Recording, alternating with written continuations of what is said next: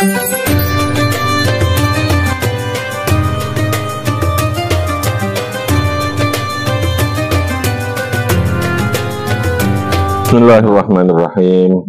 Rabbi shrah li sadri wa yassir li amri wahlul 'uqdatam min lisani yafqahu qawli.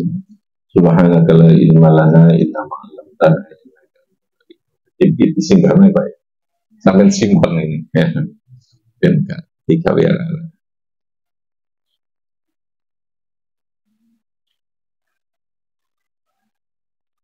Oke ya. Kita teruskan. Jadi Mau'izatul Mu'minin kemarin tentang surah salat, Fadilatul Adzan. Fadilatul Adzani, keutamaan adzan. Qala al-musannif rahimahullahu ta'ala wa nafa'ana bihi bi 'ulumihi fid darin. Fadilatul Adzani, keutamaannya adzan. Qala Nabi sallallahu alaihi wasallam, la yasma'u nida'al mu'adzini jinnun wala insun wala syai'un illa syahida lahu yawmal qiyamah. La yasma'u, dahulu kata Nabi, la yasma'u orang krungu, tidak mendengar nida'al mu'adzini ing panggilane wong sing adzan. Mu'adzinun, orang yang adzan, sing fa'ilnya. Sopo jinnun, bangsa jin, makhluk yang berupa jin, wala insun, dan la yasma'u insun, dan bangsa menungso, tidak juga bangsa menungso, wala syai'un, dan tidak juga sesuatu, bukan dari jenis jin dan manusia, bahkan sesuatu yang lain, yang mereka mendengarkan adzan, illa, ini ya, illa syahida, kecuali bakal syahida, menyaksikan, illa syaidah, kecuali bakal nyaksiake, menyaksikan sopo opo adzan atau muadzin atau adzan yang menjadi saksi nanti adzannya, melakukan man yasma, melakukan man yasma, atau illa syaidah, kecuali menyaksikan, illa syaidah, kecuali bakal nyaksiake opo adzan lahu keduluman, orang yang mendengarkan tadi yaumul qiyamati ing dalem dina kiamat.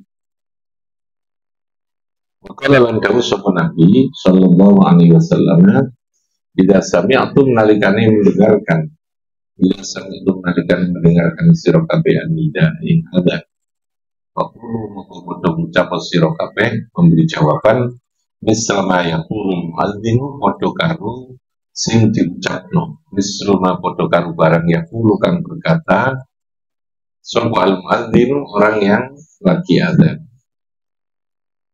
Ucapkan seperti apa yang diucapkan oleh muadzin.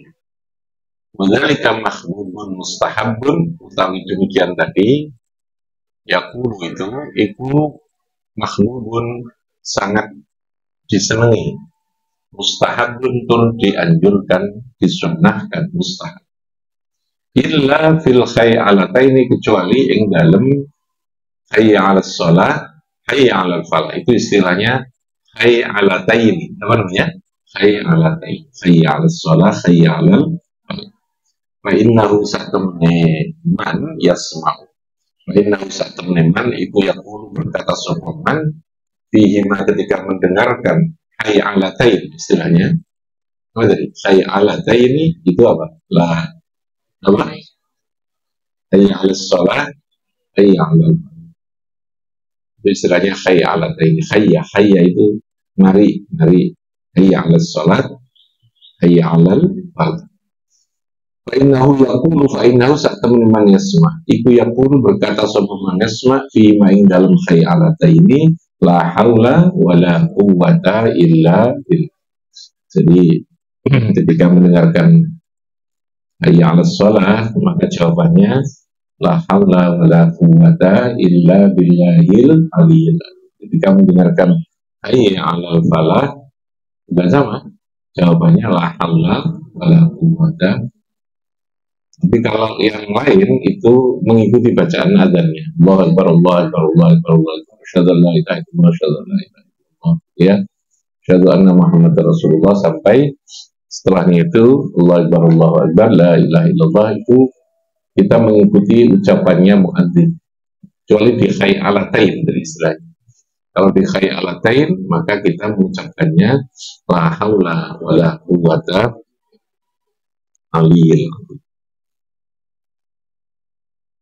Wa hiya qauluhu qad qamatis shalah wa fi qaulihi lan ing dalem ucapane muadzin yaitu qad qamatis shalah, kecuali dalam iqamah pada saat ketika muadzin atau orang yang membaca iqamah itu membaca qad qamatis shalah, maka bacaannya aqamahallahu wa adamaha. Apa? Aqamahallahu wa adamaha. Ya, ini yang mungkin belum biasa kita lakukan. Jadi kalau ada yang membaca iqamat lalu kemudian sampai pada ucapan qad qamatis shalah, qad qamatis shalah, apa? Aqamahallahu wa adamah. Apa? Aqamahallahu. Aqamah itu menegakkan, wa adamah melanggengkan. Aqamah. Allah terus menegakkan, menguatkan terhadap pelaksanaan sholat dan melanggengkan terhadap sholat. Aqamahallahu wa adamah. Wafid taswib, lan ing dalam taswib pada saat subuh, namanya taswib. Ada taswib apa itu? Ai qaulu muadzinil fajri, qaulu muadzinil fajri, ucapane wong sing azan subuh. Al-fajr subuh. Ucapan apa? As-salatu khairum minan naum. Itu istilah fikihnya namanya taswib. Apa namanya? Taswib. Dari kata sawabun taswib, memberikan gambaran, tekanan terkait dengan pahala, bahwa sholat itu lebih baik. Lebih baik ini kan berbicara tentang ganjaran. Istilah fikihnya namanya taswib. Taswib. Al-adhan pakai sa'i, taswib. Ya. Taswib ini ucapan azan yang apa tadi? As-salatu khairun minan naum. Apa? As-salatu khairun.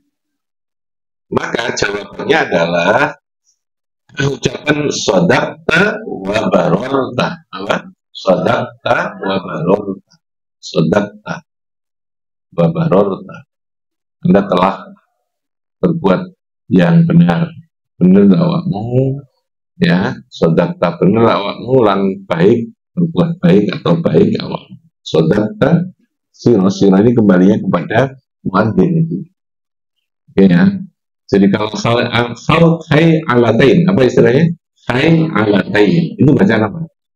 Iya, sholat, iya, kamu mesti dibaca. La haula illallahil azim. Ya, kalau pada saat qad qamatis shalat, apa? Aqamahallahu wa adamaha. Apa? Aqamahallahu. Kalau pada saat as-salatu khairum minan naum, gitu. Shadaqta wa bararta. As-salatu khairum, apa namanya ini? Taswib. Apa namanya? Taswib.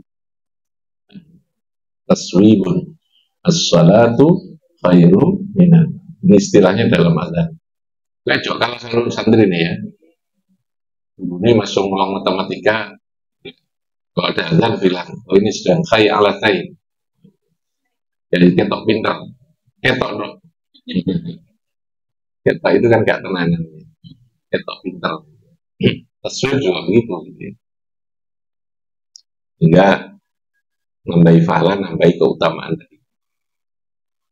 Wa indal faradhi, ketika selesai azan, yaqulu, berdoa, berdoa sopaman, Allahumma rabba hadhihi da'wati tammah wassalatil qa'imah ati sayyidana Muhammadanil wasilata wal fadilah wa ba'asuhu maqaman mahmudan alladhi wa'adtahu innaka la tukhliful. Allahumma ya Allah, Rabba ya Rabba, membuang huruf hendaknya. Rabb dakwati yang mengerani, yang menguasai, yang mengatur, inilah panggilan. Panggilan itu artinya azan. Panggilan yang at-tamati yang sempurna. Ini bentuk panggilan yang sempurna, yaitu azan itu. Wassalati dan salat, yang menguasai, yang mengatur salat al-qaimati yang dilaksanakan. Qaimah itu yang ditegakkan. Hati, ini bentuk doanya, filamar. Hati muka-muka memberikan, maka memberikan panjenengan Allah Sayyidana ing Gusti kita. Ini loh ya, kalimat Sayyidana ini langsung diajarkan gitu ya. Orang kan seringkali mengatakan penambahan Sayyidana dalam bacaan sholawat atau dalam bacaan yang lain itu beda. Di dalam banyak bacaan itu Kanjeng Nabi juga mengajarkannya dengan pakai apa? Sayyidana. Sayyidan. Kalau di kitab kuning, kitab Turros yang dikarang ulama salaf sekitar abad ketiga, kitab Fathul Qorib, kitab Fathul Min, semuanya pakai pembukaannya pakai Sayyidan. Jadi sebagai bentuk pengagungan, paham ya, dari kita. Sayyidana ing Gusti kita, rupane Muhammadan, Nabi Muhammad. Al-wasilata, memberi ing apa al-wasilata ing wasilah. Wasilah ini keagungan, keutamaan. Fadilah dalam tegesi keagungan atau keutamaan. Wabah aslan muki mengutus, wabah aslan mutus panjenengan Allah, wabah aslan mutus membangkitkan panjenengan Allah Muhammad, terus membangkitkan, memberikan kedudukan, makoman ing kedudukan, makoman ing kedudukan mahmudan kang terpuji. Alladzi kang wa'ada kang wis menjanjikan, wa'ada yang menjanjikan panjenengan Allah ing maqaman. Ini doa yang dibaca setelah adzan. Allahumma rabb hadhihi da'wah itu artinya adalah adzan tadi. Jadi begini, adzan ini ceritanya oleh Kanjeng Nabi sebelum ditetapkan sebagai bentuk cara dalam mengumandangkan atau memanggil masuknya waktu sholat, ya, Nabi itu menyampaikan sayembara, semacam pengumuman lah gitu ya, sayembara, ya, pada sahabat. Ayo ngeliat, congpi carane kita ini mengundang atau memberitahu, ya, menyampaikan tentang adanya pelaksanaan sholat itu. Jadi bahwa waktu sholat itu sudah masuk. Lalu sahabat itu pada mulai dewi-dewi. Mereka ada yang mengusulkan kayak macam pakai apa namanya bel gitu ya. Bel. Tapi mereka bilang, ini kalau bel nanti kita sama dengan orang Nasrani yang pakai bel. Ada yang kan pakai ini, pakai api, pakai apa gitu, pakai. Indonesia kira-kira kayak mercon gitu ya, mercon. Terus sekarang yang pakai itu di sini, yang pakai sekolah itu, ya, pakai alarm dan sebagainya. Karena memang Gusti Allah belum memberikan tuntunan, belum memberikan wahyu kepada Nabi terkait dengan bagaimana kita memandu sholat itu. Sampai akhirnya ini yang agak lucu gitu ya, artinya dikatakan yang tidak biasa gitu ya. Gusti Allah itu memberitahu tentang azan ini justru melalui sahabat, tidak langsung kepada Nabi. Sahabat yang tadi dikasih sayembara Nabi ini, di antara mereka ini lalu ada yang dapat impian, mimpi ketemu seseorang yang diajarkan itu, tapi dia tidak tahu siapa seseorang. Yang pasti ya pasti malaikat Jibril datang kepada orang itu dan lalu menuntun dalam mimpinya itu kalimat-kalimat azan itu. Tapi tidak tahu bahwa itu adzan, kalimat-kalimat adzan itu. Mulai dari awal itu sampai akhir. Lalu pagi-pagi datanglah sahabat ini kepada Kanjeng Nabi menyampaikan, Nabi, saya tadi malam ketika tidur itu saya mimpi, dalam mimpi saya didatangi seseorang yang lalu kemudian mengajarkan kalimat ini. Nabi langsung, wah itu adzan ya itu adzan atau itu cara kita mengumumkan. Adzan itu artinya memberitahu, mengumumkan. Adzan itu aslinya adalah memberitahu. Maka ada istilah izin. Izin itu memberitahu. Izin, Jawanya jadi izin. Itu dari kata izin, adzan.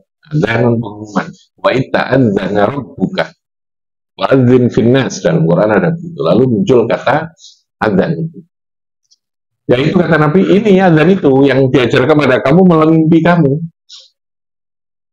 Nah, itu cara Allah mengajarkan syariatnya. Terkadang tidak langsung kepada Nabi, tapi melalui sahabat.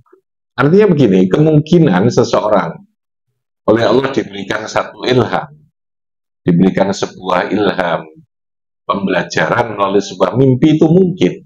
Inilah yang mungkin. Itu bisa menjadi pertimbangan. Karena dalam Quran dikatakan ilham itu memberikan pembelajaran melalui cara khusus kepada orang yang selain Nabi itu. Di antaranya melalui mimpi itu. Lalu kemudian diberikan. Jadi kalau ada orang yang lalu pada tingkat kealiman tertentu yang kita anggap dia punya kedekatan kepada Allah, ya, orang yang baik, orang yang soleh, yang dekat pada Allah, lalu dia kemungkinan mendapatkan ilham itu mungkin, karena ilham itu tidak pernah berhenti. Pembelajaran yang sifatnya langsung, secara personal, itu tidak berhenti. Itu bisa saja menjadi pedoman bagi seseorang itu. Lalu dia mengambil sebuah keputusan. Tapi ini tidak boleh diumumkan sebagai pertimbangan publik, gitu ya. Maksudnya begitu. Supaya tidak menjadi hukum yang nyanyi kepada wahyu. Kalau wahyu harus disampaikan. Tapi kalau ilham itu pertimbangan untuk pribadi. Lalu pribadi ketika mengambil, oke ya, saya dikasih, ya kayak istikharah gitu lah ya.